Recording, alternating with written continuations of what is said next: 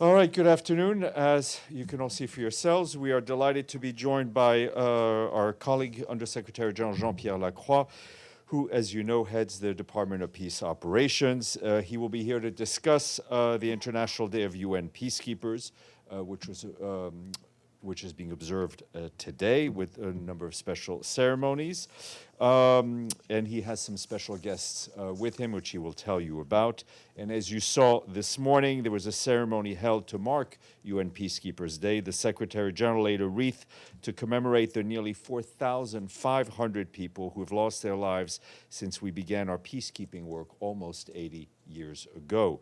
Speaking at the ceremony, he said, as the events of this very week remind us, peacekeepers continue to face peril in the cause of peace, and we pay the highest tribute to their service and to their sacrifice.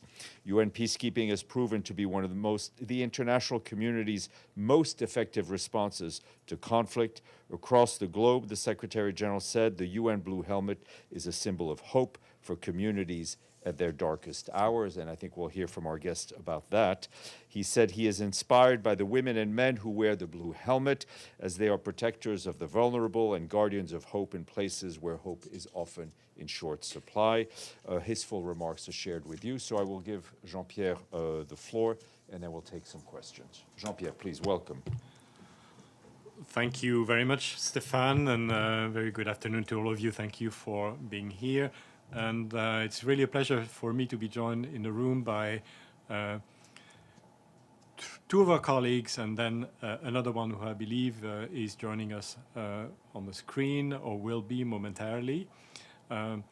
Major Abhilasha Barak, who's the this year recipient of the Military Gender Advocate of the Year Award, and Inspector Stephanie Koenig, who's the recipient of the Women Police Officer of the Year Award. And so extremely happy and grateful for your presence. And I believe that we are joined, or we will be joined, by Sergeant Reyes of Uruguay, who is one of the recipients of the Captain Diane Medal for Exceptional Courage, together with the late Serhiy Prihodko of Ukraine.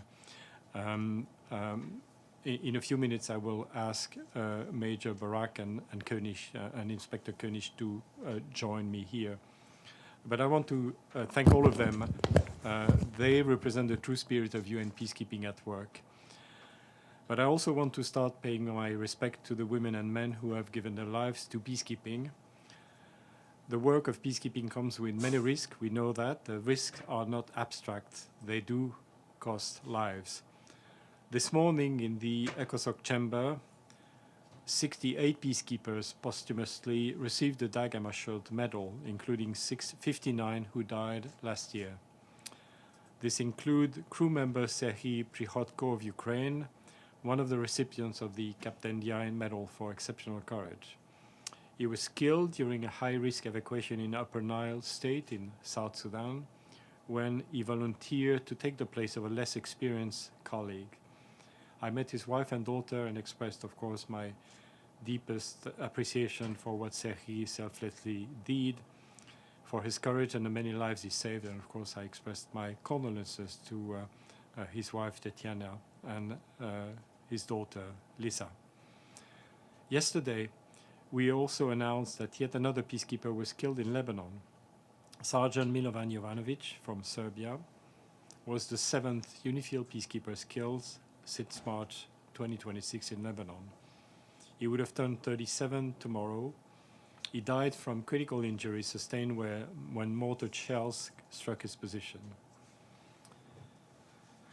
All these attacks against peacekeepers are unacceptable. And I know, Stefan, you've said this many times, but it's bear repeating. The violence must stop. The violence must stop for the civilians who are living under constant threat. It has to stop for the more than 1 million people displaced for their homes, and for the peacekeepers who are there holding their position in Lebanon, liaising with the parties, doing their best to maintain stability as they possibly can given the environment and the circumstances. Now, I want to thank you all for the questions that are so often asked by UN correspondents about the work of peacekeepers, including Lebanon. Of course, they're mandated by the Security Council, and I think that's a very straightforward answer. But it's much more than that. And if there is one message I hope you will help us echo today, it's this. The work of our peacekeepers matter. It is worth defending. Peacekeeping is worth the investment. I know we all like data, so here are some numbers to illustrate the point. At this moment, UN peacekeeping's entire budget, which is $5.38 billion, $5.38 billion, that's the budget for 1 year. The same amount is spent in 16 hours, 1/6, on global military spending, so it's not even a full day. And if you want another measure, the budget of peacekeeping for 1 year for all our operation is less than half the amount it costs to organize the upcoming FIFA World Cup. Now, nothing against soccer, of course, we all love soccer, but I think that this comparison is worth, reflecting on really what is it that the world is investing in peacekeeping, and really what the output is relative to that amount, a small amount. It's a fact that the cost of supporting peacekeeping is far lower than the cost of responding when conflict spirals out of control. And therefore, our call on this International Day of Peacekeeping is clear. Let us invest in peace. We need the political and financial backing of member states. We need parties to conflict to uphold international humanitarian law and the UN Charter. We need the support from all those who can hold their governments accountable for their actions, because peacekeeping at work is really a set of very concrete actions, initiatives, courageous moves every single day. For example, peacekeepers at Abiyanom in South Sudan, who are putting their lives on the line to protect over 2,000 people fleeing violence and seeking protection. The peacekeepers, through their presence in Amdafok, a remote town bordering Sudan and Central African Republic, facilitating the work of humanitarians to protect those who fled violence, particularly violence in the neighboring Sudan, and also helping broker a local peace agreement. But of course, all of this, and especially peace, does not happen by accident. It requires political will, sustained support, and investment. Now, just a word to say that, you will see more of me, of course, but it's my last Peacekeepers Day as head of the Department of Peace Operations, and I want to, of course, share with you that the most meaningful moments of those years have always been those that I have had with the men and women who work in these very difficult, dangerous environments. Meeting with them and also meeting with the men and women in the communities that are protected by the peacekeepers. And I know, for having been so often in the field, that those civilians are always expressing gratitude. I never heard any of them saying to us, please leave, we don't want you anymore. They're always telling us, do more and please stay. I think it's a tribute to what our peacekeepers are doing on the ground day in, day out. And I want to sincerely thank them for all what they do. They represent the very best of international cooperation in action. And also, I want to thank so many of our partners who make this work possible. Now, I will be happy to take your question now, and eventually I will ask my two colleagues to join me after the Q&A. Thank Back you. to you, Stéphane. Edie, please. Thank you very much, Mr. Lacroix. On behalf of the United Nations correspondents, first, thank you for doing this briefing, and thank you for coming here often, and we wish you well in wherever life takes you. And secondly, congratulations to the recipients. My name is Edith Lederer, as you know, from the Associated Press. I have two questions. First, of the $5.3 billion that peacekeeping needs this year, how much have you received, and is it commensurate with previous years? And if not, what seems to be the big issue holding up payments?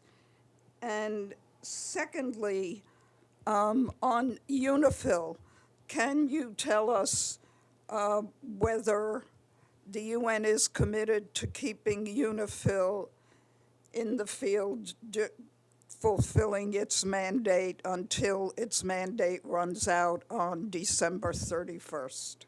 Thank you. Thank you very much. So I will have to go into some degree of technicality, but not that much. So we have a budget here that ends on June 30. And what we had to do is to make sure that in a context where we didn't receive all the payments that were to be received commensurate with the budget that were voted for our missions.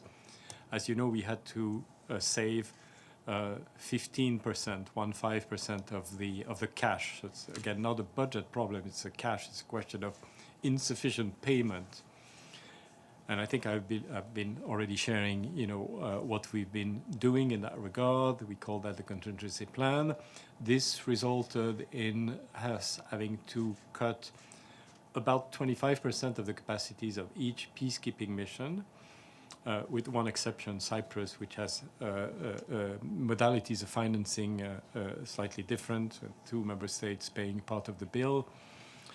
And obviously, these has had an impact, and this continues to have an impact on the ability of our peacekeepers to operate, because if you have less base, if you have to close a number of bases where civilians are in need in protection, then those civilians will be the less protected or non-protected. And I've had a number of examples where we can have less patrols, we can have less engagement with the communities in the context of protection of civilians. Now, that is not to say that our colleagues in the field have not made efforts to adapt to these constraints by doing things differently, by looking at their methodology, by reallocating resources. That has mitigated the impact of these cuts, but that has not annulled that impact altogether. So now the peacekeeping missions have all submitted to member states their budget proposals. And the discussion is currently ongoing, knowing that those budgets have to be adopted by June 30th to then allow for the, let's say, the opening of the next budget cycle.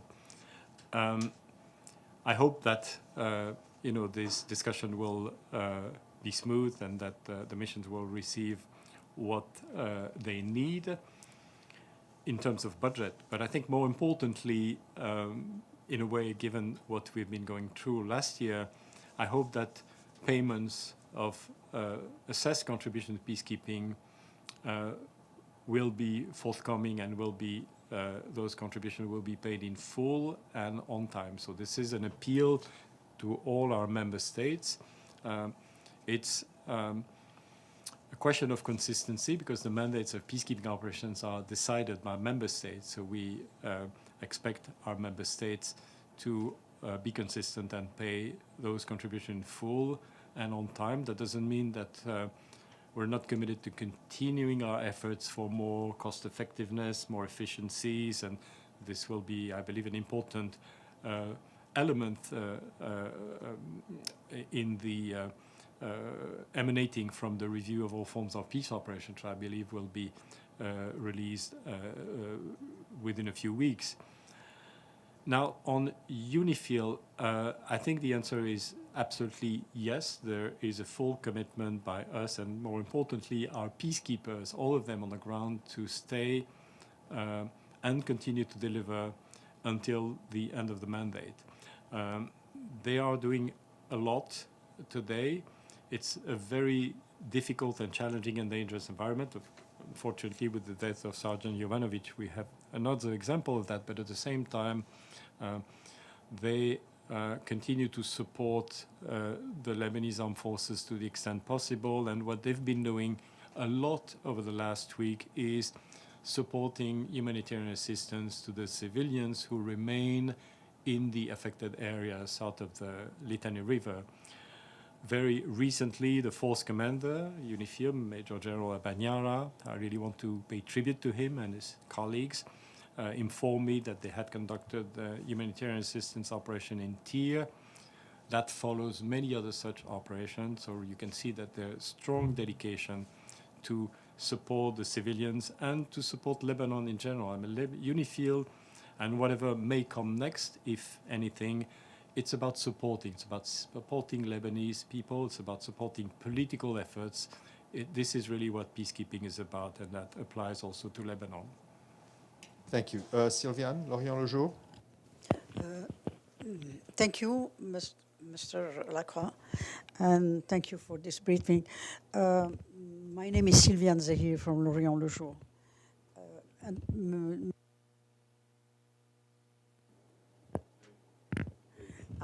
Secretary General is proposing a new international force in southern Lebanon to monitor the ceasefire between Israel and Hezbollah. Can you please clarify the key differences between the current UNIFIL mandate and the proposed successor force in terms of mission, authority, force structure, geographic coverage, and operational responsibility, and what kind of budget it will have? Thank you.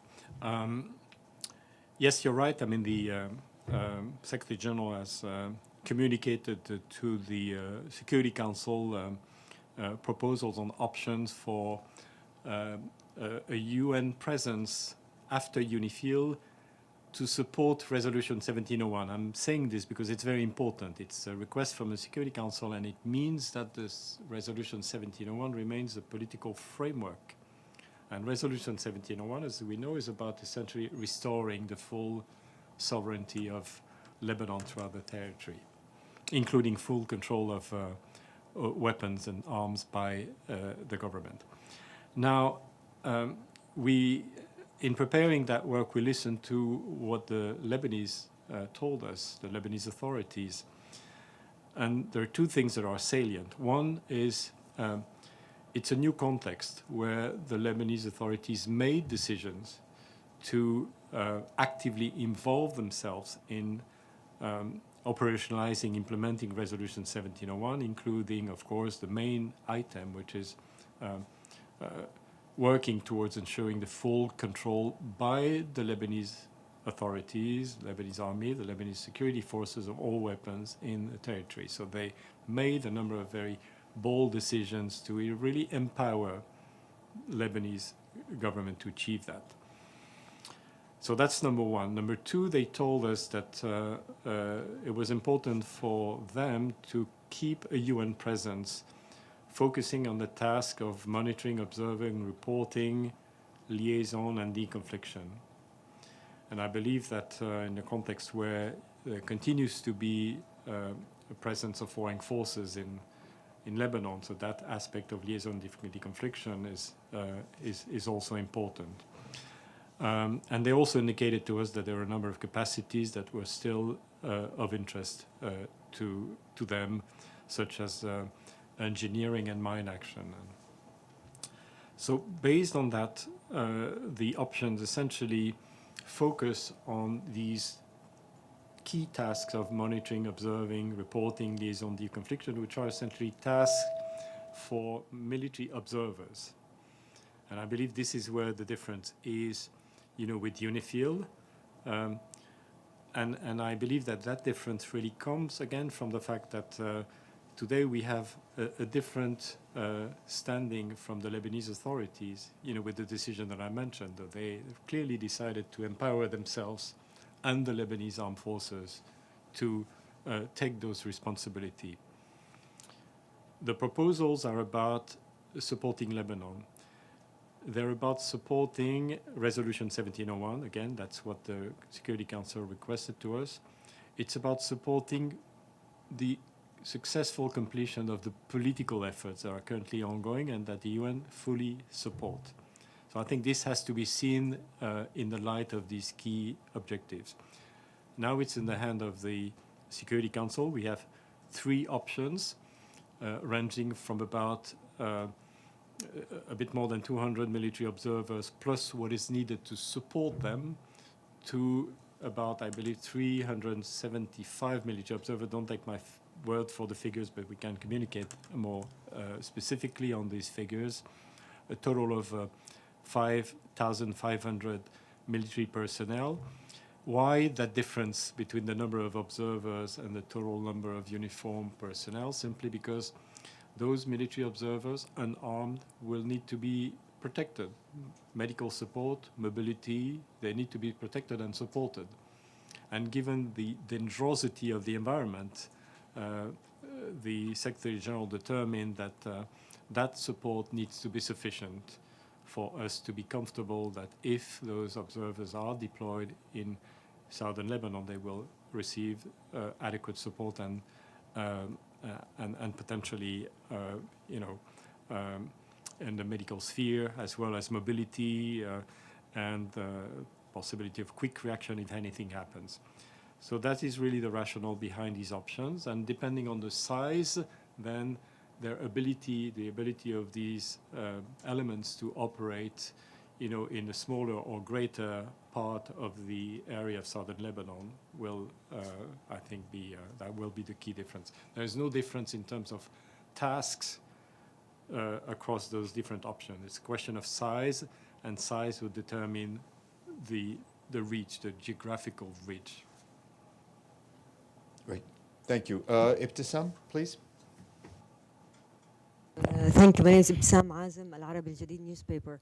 Just to clarify what you said, the answer you gave. So these observers, the 300, are they going to be also military observers, or so they will have weapons, or? Yeah, they will be military observers. They're unarmed. That's the case for military observers. But like I said, they have to be obviously protected. They also have to be transported. They have to have medical support. So that's why I'm talking about the relatively small numbers, a few hundreds of observers, depending on the option, but then a much greater support capacity, which is today, we think, warranted by the context in which those personnel would operate. Now, I think another thing to say is obviously in the letter we have that notion that, should there be an evolution on the ground, should there be a political evolution, then whatever presence could be decided by the Council could eventually be scaled down, adapted to the evolving situation. So we're not, Secretary General is not proposing something that, is meant to be there for another sort of many years. But this is what, based again on what we heard from Lebanon, the host government, we also consulted others based on what we believe would be best in terms of supporting Lebanon in this journey to operationalize and implement Resolution 1701, hopefully operationalize and implement the outcome of the current dialogue process. This is what we believe could be best adequate. But I think that it's important to emphasize that Lebanon will need a lot of international support in addition to a UN, potentially a UN presence post UNIFIL, to provide better support and greater support to the Lebanese armed forces and security forces, and also to increase the level of support in terms of humanitarian assistance to the more than 1 million Lebanese civilians who are currently displaced in that country. Thank you very much. Yes, please, Paolo. Thank you very much. Paolo Mastrolilli with the Italian daily La Repubblica. In terms of the country that will be participating possibly in this new mission, do you foresee the same that have been involved in UNIFIL participating? Did you have any contact with the Italian government about contributing? Well, on that one, I believe it's too early to tell. We're pending a decision by the Security Council to sort of go into really the thick of planning and determining exactly who would do what. Of course, we currently have a number of troop and contributing countries in UNIFIL. We are extremely grateful to them, including Italy, of course, who is also providing the outstanding force commander. Obviously, we start to think in our head, but at this stage, again, we would be in need of a Security Council decision to actually go much farther in terms of that kind of planning. Great, thank you very much. Jean-Pierre, maybe you can introduce and bring on board our special guests. And if I could ask our technician colleagues to put our guests from the Congo up on the screen. So if I could ask Major Barak and Inspector Koenigs, please, to come and join Jean-Pierre Lacroix.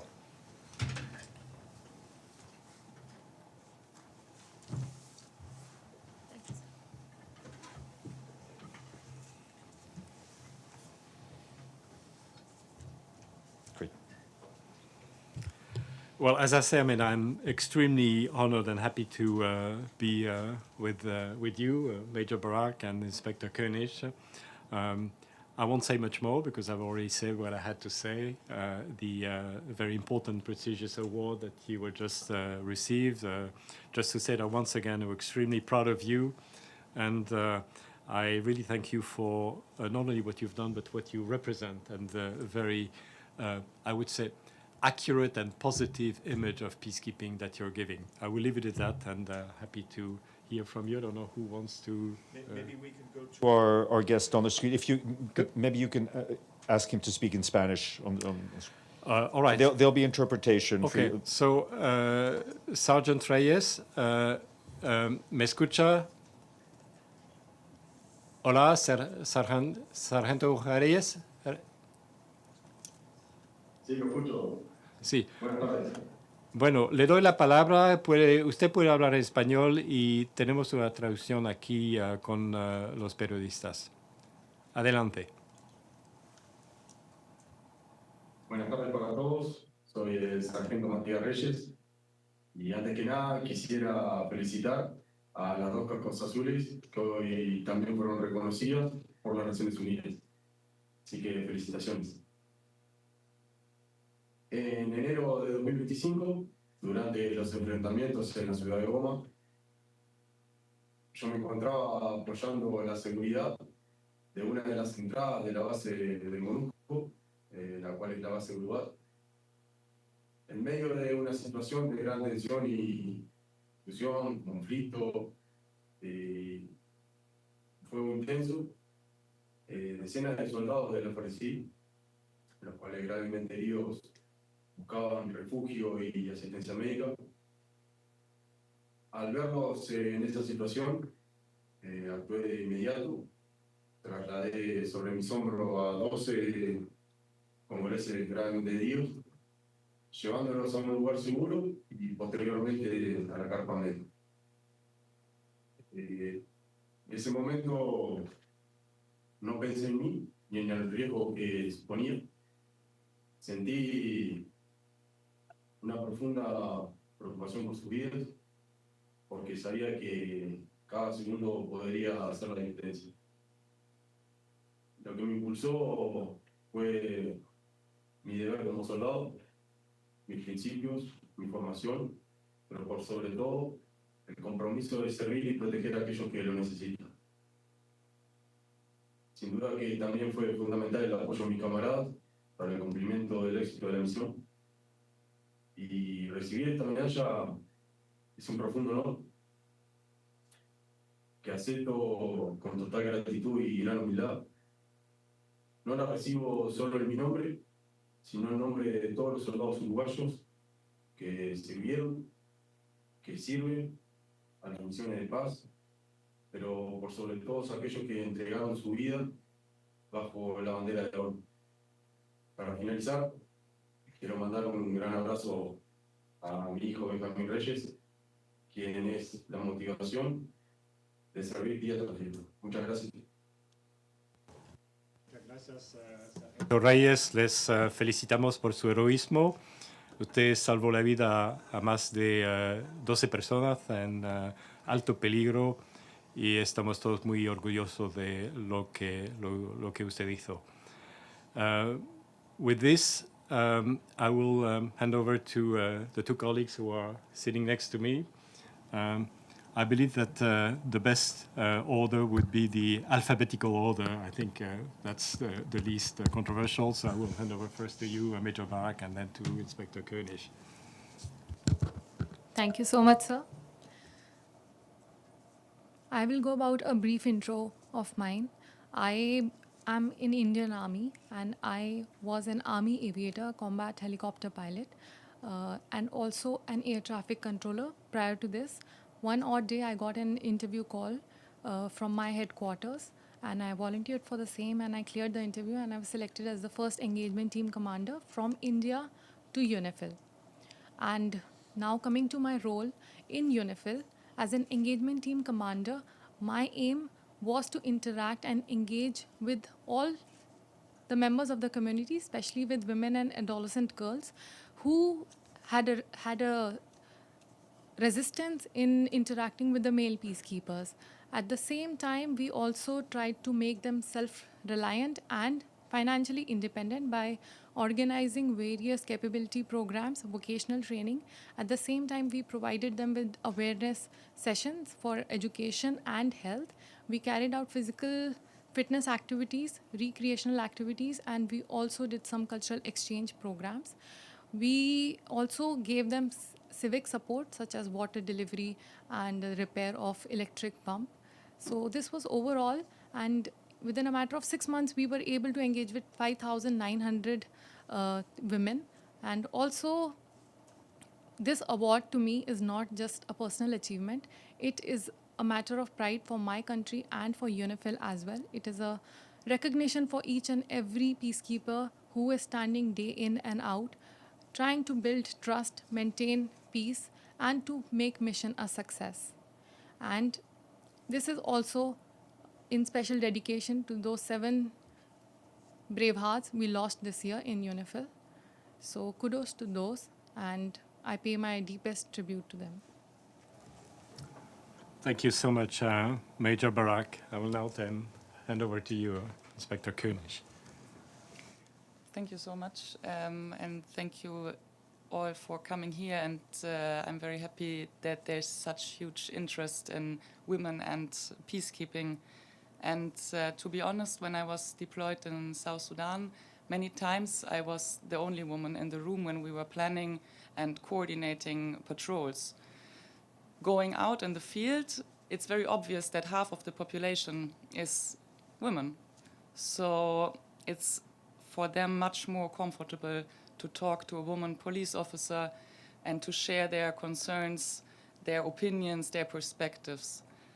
So these conversations, they are not just nice, they shape what we are doing on the ground in our operational daily life. And they gave us their perspective. And this is why I would like to emphasize on the importance of the deployment of women police officers in the peacekeeping, that it really matters what I saw with my own eyes on the ground. And maybe you will ask me if it was tough or if it was difficult in South Sudan, and I will tell you yes, it was absolutely. And I would do it again, because this is the next question probably, so I would definitely do it again. And I hope to see more women police officers in the room next time. Thank you. Thank you very much. Before we close, maybe Edie, if you have a question for guest. Oops. Again, congratulations to you all on behalf of the United Nations Correspondents Association. At a time when both the United Nations and UN peacekeeping have come under attack from various quarters, I wonder what your message would be to governments about keeping peacekeepers in global hotspots around the world. Major Barak. Thank you for your question, ma'am. The situation is very critical. As we know, it is very volatile and challenging at the same time. And at this very time, the role of peacekeepers enhances, especially for those 1.2 million people displaced and more than 3,000 killed, especially in southern Lebanon. So, what I foresee further is that talks should take place, diplomacy should come into action, and hopefully the ceasefire will continue. And then we can move on to rebuilding the community, not just physically with their roads and destructive homes, but also the post trauma which they are going under. So we must work on that as a community, as a government, and as peacekeepers, and rebuild Lebanon. Inspector. Thank you. So I believe that being on the ground in a field mission shows what the United Nations and this community is able to achieve. And it is once being in the field, seeing the community, the support, the working together on the same goals for international peace and security is one thing. And then coming here, of course, to New York, to the headquarters, is exactly the reflection of what is happening in the field. Thank you. Great. Pierre, maybe if you could just ask the questions in Spanish to Mr. Reyes. Sargento Reyes, a usted. Y la pregunta era, ¿qué tipo de mensaje usted quería compartir con nosotros y con los periodistas en un momento en que las operaciones de mantenimiento de la paz se enfrentan tantos retos? Usted tiene la palabra. Bueno, primero que nada, nunca hay que olvidar el principio de nuestras misiones, lo más importante, y sobre todo ante cualquier situación o conflicto, lo que sea, nunca hay que perder la esperanza, hay que mantener la paz y analizar la situación, cualquier circunstancia, pero por sobre todo servir y cumplir con el compromiso del deber.